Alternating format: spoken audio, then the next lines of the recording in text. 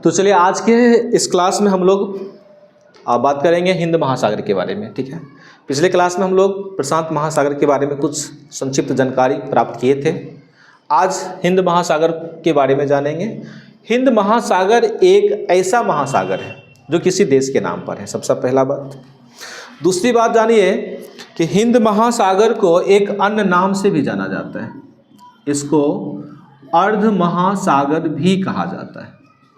दूसरा पॉइंट इससे संबंधित याद रखिएगा। ये हिंद महासागर में अगर हम गर्त की बात करें, वैसे हिंद महासागर में गर्तों का अभाव होता है, फिर भी अगर गर्त की बात करें तो सबसे गहरा गर्त जो ट्रेंच है, जिसके बारे में आपको पिछले क्लास में हम बताए थे, ये महासागर का ये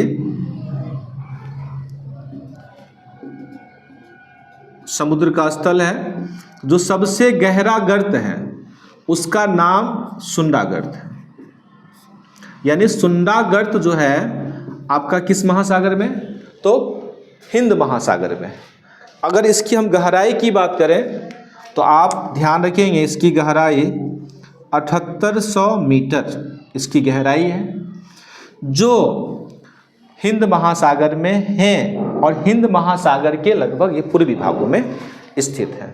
ठीक है, हिंद महासागर के, आइए सर, हिंद महासागर के ये पूर्वी भागों में स्थित है। ठीक है, कुछ बातें और महत्वपूर्ण बातों को जानना है हिंद महासागर में।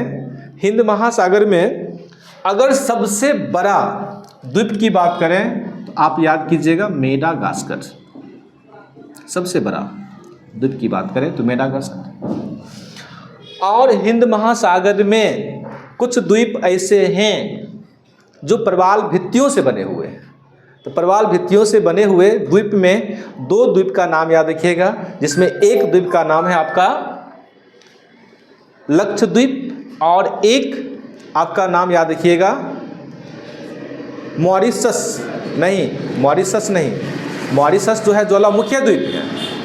एक आप लक्षद्वीप और एक भारत का ही हिस्सा हुआ लक्षद्वीप, एक का नाम है मालदीव। लक्षद्वीप और मालदीव जो है वो आपका प्रवाल भित्तियों से बना हुआ द्वीप है।